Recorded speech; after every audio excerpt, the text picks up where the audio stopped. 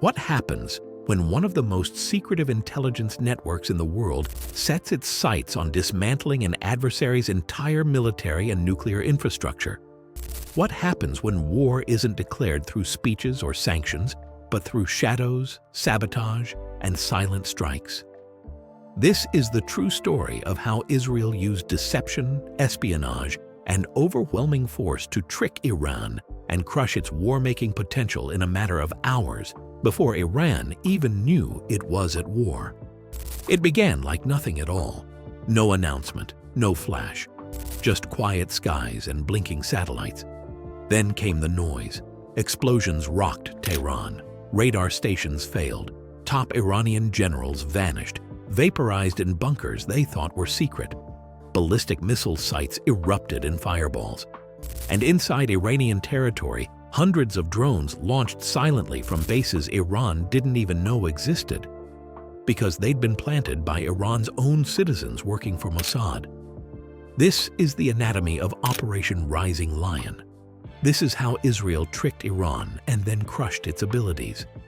To understand what unfolded, we need to rewind. For over a year, tensions had been building. Iran's nuclear program was growing increasingly bold. Despite inspections, reports from Mossad and Western agencies suggested Iran was enriching uranium to nearly 60%, perilously close to weapons grade. Israeli Prime Minister Benjamin Netanyahu repeatedly warned that Iran's nuclear progress posed an existential threat.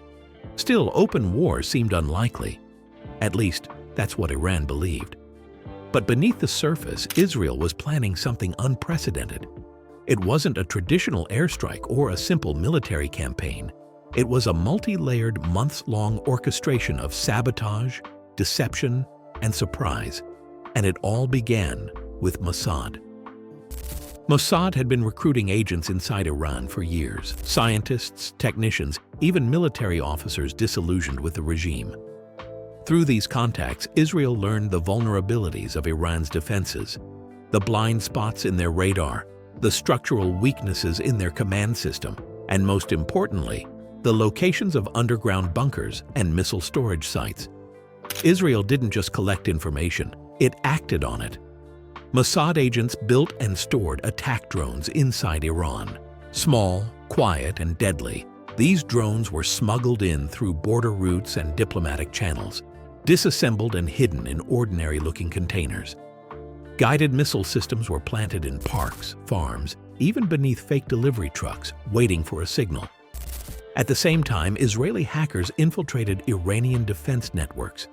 They mapped out communication lines and defense protocols, identifying the choke points, locations where a single disruption could cripple an entire system.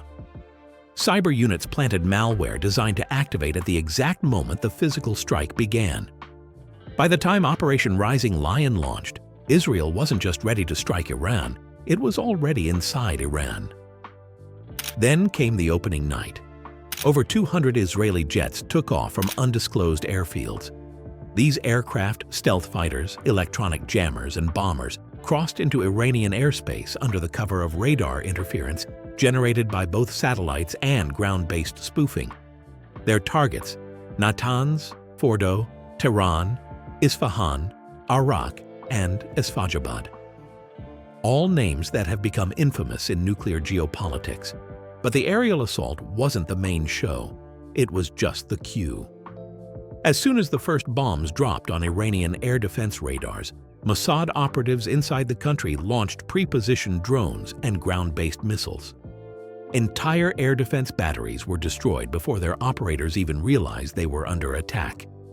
In one stunning move, a drone base built secretly inside Iran activated and wiped out Isfahabad's missile launchers, neutralizing a large portion of Iran's retaliatory capacity.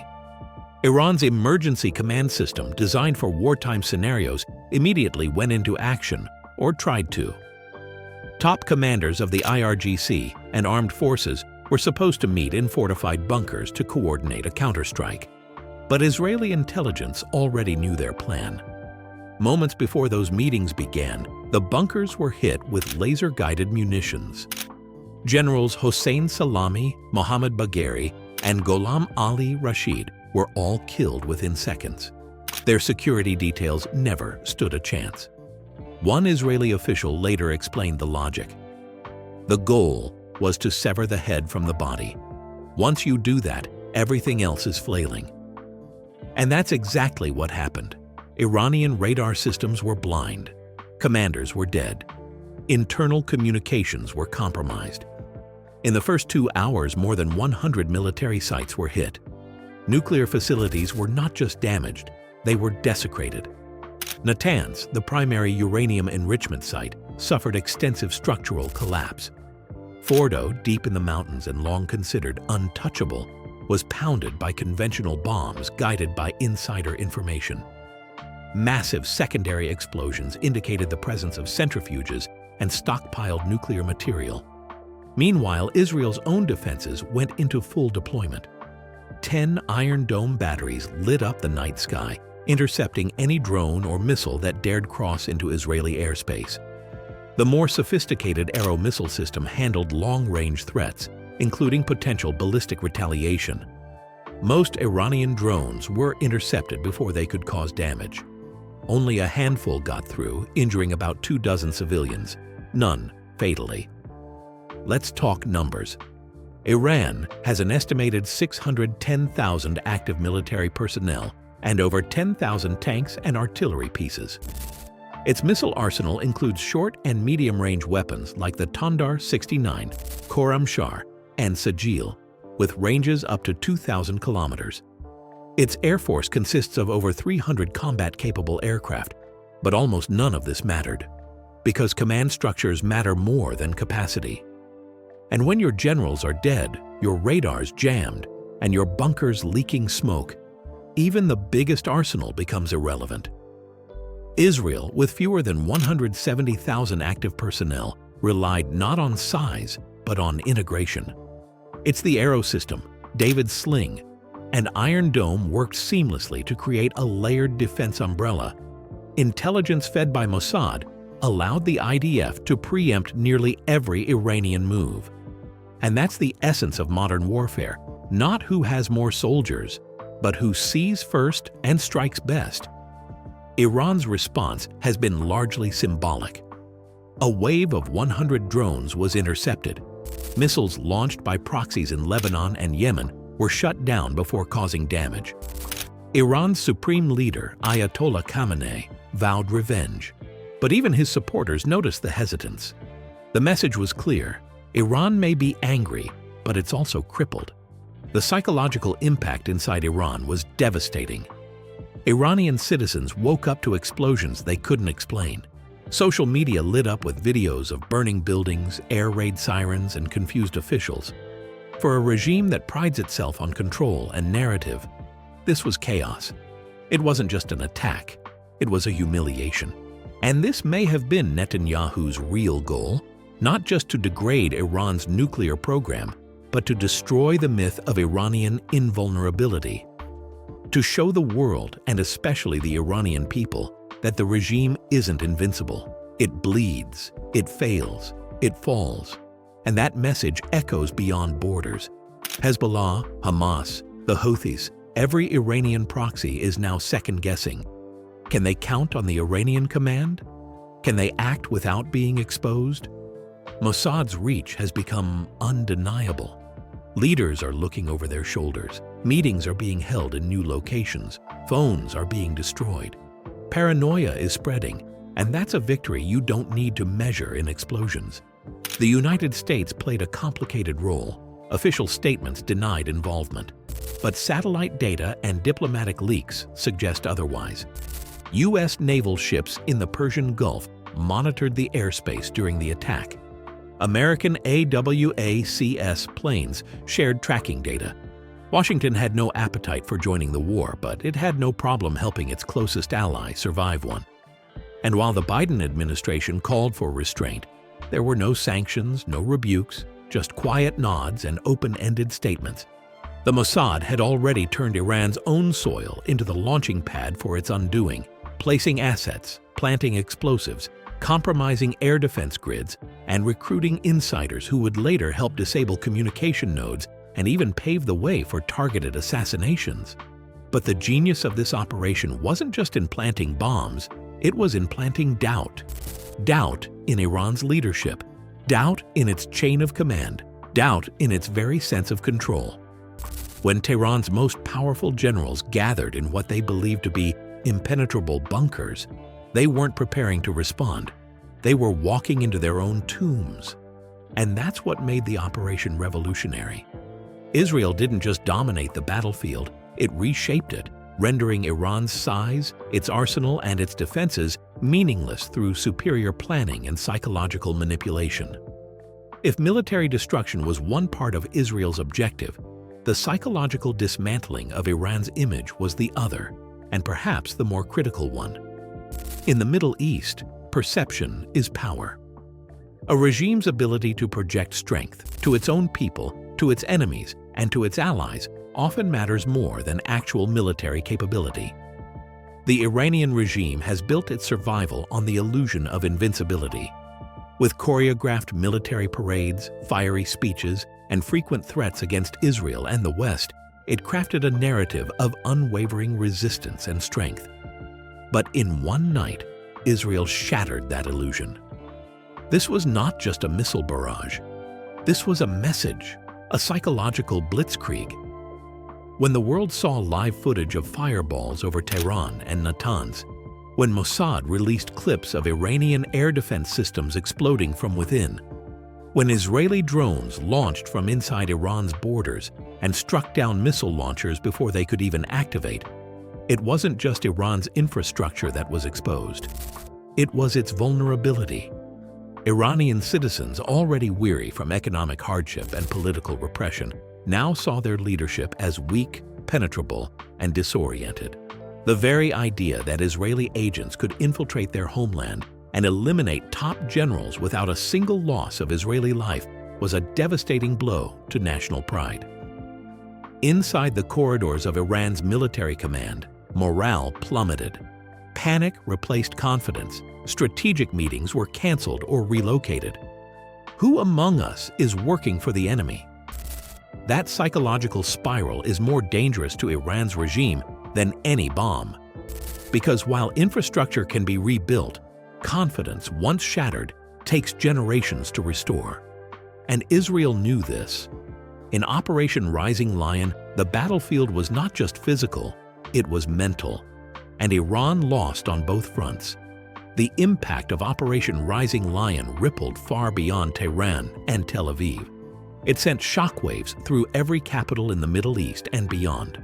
For Israel's allies, especially countries like Saudi Arabia, the UAE, and Jordan, the strike was a loud reminder of what calculated resolve and superior intelligence can achieve. These nations, many of which already share informal security ties with Israel, now see it not just as a regional player, but as the region's dominant strategic actor. For years, Arab states feared Iran's growing influence, from its nuclear ambitions to its proxy armies in Yemen, Syria, Iraq, and Lebanon. Now those proxies are shaken. Hezbollah, perhaps Iran's most loyal extension, has been dealt a severe psychological setback. Hamas, devastated in Gaza and bleeding from previous Israeli offensives, now lacks coordination and clear direction. The Houthis continue to launch symbolic drone attacks, but their real command structure is fractured. And as Iran reels from the loss of military leadership, it is in no position to command its foreign proxies effectively. Meanwhile, Washington is recalibrating. While publicly distancing itself from the operation, the U.S. undoubtedly benefited. Israel has done what the U.S. has long hesitated to do: directly degrade Iran's nuclear and military capabilities. Both China and Russia have attempted to court Tehran in recent years, and the operation has complicated diplomatic ambitions. No power wants to back a regime that looks weak and destabilized. And for international observers, this strike has forced a reassessment of Israel's capabilities. It is no longer a country merely defending its borders. It is an offensive powerhouse capable of reshaping the regional balance of power in a matter of hours. The geopolitical board has been flipped, and everyone is now adjusting their pieces. As the dust settles, one question looms: What will Iran do next? Retaliation seems inevitable, but the form it will take is uncertain. A direct missile strike on Israeli soil risks provoking a full-scale war, a war that Iran is now poorly positioned to win. Its air defenses are damaged, its leadership gutted, its nuclear program thrown into chaos. And most dangerously, its people are angry, not just at Israel, but increasingly at their own government. Protests in Iran's streets, though still sporadic, have become more daring. Dissidents are sharing maps, rumors, and footage on encrypted apps, slowly undermining the state's information monopoly. Tehran's rulers understand that a misstep now could turn military failure into political collapse. Still, Iran is unlikely to stay silent. Cyber warfare, proxy retaliation, and disinformation campaigns will likely become its preferred tools. Israeli embassies around the world are on high alert. Jewish communities in Europe and the US are increasing security. And US bases in Iraq and Syria have already faced minor drone attacks, likely coordinated by Iranian-backed militias. But none of this will restore Iran's lost prestige. To recover diplomatically, Iran must now choose to return to the negotiating table under humiliating conditions or double down and risk existential war. Meanwhile, Israel remains on edge. Victory has come, but so has responsibility. Every success raises the stakes for the next move, and Netanyahu, emboldened by triumph, may seek to finish what he started. That could mean pushing for the destruction of Fordo, Iran's underground enrichment site, a move that would almost certainly require US bunker-busting support. Whether that happens will depend on how the world responds in the coming weeks. For now, Operation Rising Lion has shown that the era of slow diplomacy and cautious red lines may be over. In its place is a new reality where the first strike decides the war and hesitation is the real enemy. Operation Rising Lion will not be remembered solely for its military success or its intelligence sophistication. It will be remembered as a moment that rewrote the playbook of power projection in the 21st century. Israel didn't just defend itself, it surgically exposed the vulnerabilities of an entire regime that had long positioned itself as the untouchable lion of the region. Tehran's deep bunkers, fortified sites, and ballistic arsenals were rendered impotent not by brute force, but by vision, planning, and daring. With every bunker that collapsed, every radar tower that burned, and every silenced general, Israel wasn't just eliminating threats, it was sending a message to every hostile state and every future adversary. You are never out of reach, and no lie of strength can protect you from truth backed by action. For Iran, this is a defining humiliation, perhaps the greatest since the end of the Iran-Iraq War. Its nuclear ambitions lie in ruin. Its generals, once revered, are now mourned or replaced. And its population, long kept under control with propaganda and fear, now sees that the emperor may truly have no clothes. Confidence is shattered, trust is broken, and paranoia has set in. Every phone call could be tapped. Every officer could be a double agent. Every drone in the sky is a messenger of Israeli wrath. But perhaps more significantly, this moment has illuminated the loneliness of the Iranian regime. In its hour of need, few came to its defense. Its proxies were scattered. Its allies stayed silent. And its global image, already battered by sanctions and isolation, now lies buried beneath the rubble of its own defenses. For Israel, this was not just a gamble, it was a calculated leap into the future. One that proves decisiveness when combined with intelligence and innovation can yield staggering results. But it was also a warning to itself. Because with great success comes even greater responsibility. Retaliation, though delayed, may still come, perhaps not in missiles, but in subtler forms, cyber attacks, assassinations, or long-term proxy warfare. The Iron Dome can't intercept everything, and Israel knows that maintaining its edge will require relentless vigilance. Yet one truth is now self-evident. Deterrence works best not through words or treaties, but through unmistakable demonstration. Operation Rising Lion was that demonstration. Unmistakable, unignorable. The world watched as Israel, a nation often surrounded by hostility, turned the tables through sheer nerve and intellect. And while diplomats scramble to restore stability, that word has been forever redefined. Because stability no longer comes from balanced forces, it comes from the fear of overwhelming precision. From knowing that even the most fortified stronghold is not safe if your enemy is smarter, faster, and already inside the gates. As the smoke clears over the Iranian desert and the world holds its breath for what comes next, one lesson remains carved in steel and satellite images. The future belongs not to the biggest army, but to the side that strikes first, strikes deep, and never waits to be attacked.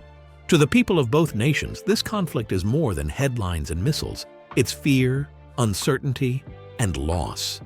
It's families huddled in shelters, it's children waking to air raid sirens, and it's a region where the dreams of peace continue to clash with the realities of power.